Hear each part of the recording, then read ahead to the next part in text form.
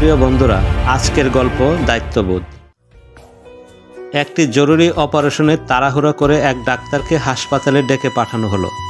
সে তড়িৎ গতিতে হাসপাতালে পৌঁছে গেল। হাসপাতালে ঢুকেই সে নিজেকে দ্রুত প্রস্তুত করে নিল সার্জারির জন্য। এরপর সার্জারির ব্লকে গিয়ে সে দেখল রোগীর বাবাও সেখানে পায়চারি করছে ডাক্তারের অপেক্ষায়। ডাক্তারকে দেখা মাত্র লোকটি চেঁচিয়ে উঠল, আপনার আসতে এত দেরি লাগে? দায়িত্ববোধ বলতে কিছু আছে আপনার? আপনি জানেন আমার ছেলে এখানে কতটা শোচনীয় অবস্থায় আছে? ডাক্তার ছোট্ট একটা মুচকি হাসি হেসে বলল, আমি দুঃখিত, আমি হাসপাতালে ছিলাম না, বাসা থেকে তাড়াহুড়া করে এলাম, তাই খানিকটা দেরি হলো। এখন আপনি যদি একটু শান্ত হন আর ধৈর্য ধারণ করেন তবে আমি আমার কাজটা শুরু করি। লোকটি আবার যেন আরও রেগে গেল। জাজালো স্বরে বলল, ঠান্ডা হব?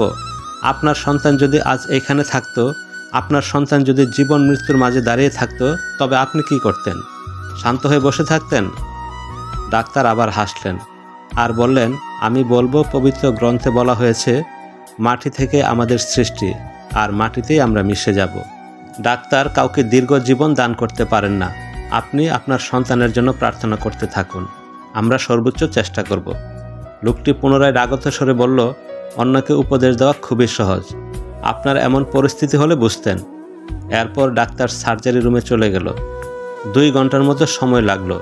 সব শেষ করে হাসি মুখে ডাক্তার বের হয়ে এসে আবার হাসি মুখে রোগীর বাবার কাছে এলেন আর বললেন, আলহামদুলিল্লাহ, অপারেশন সফল হয়েছে। এরপর উত্তরের অপেক্ষা না করে ডাক্তার আবার বলে উঠলেন, আপনার কোনো প্রশ্ন থাকলে নার্সকে জিজ্ঞেস করুন। এই কথা বলে হাসি মুখে সালাম জানিয়ে তিনি চলে গেলেন। এরপর লোকটি নার্সকে বললেন, এই ডাক্তার এত নিষ্ঠুর কেন? তিনি কি আর কিছুক্ষণ এখানে থাকতে পারতেন না? আমি ওনাকে আমার সন্তানের ব্যাপারে আরও কিছু জিজ্ঞাসা করতাম।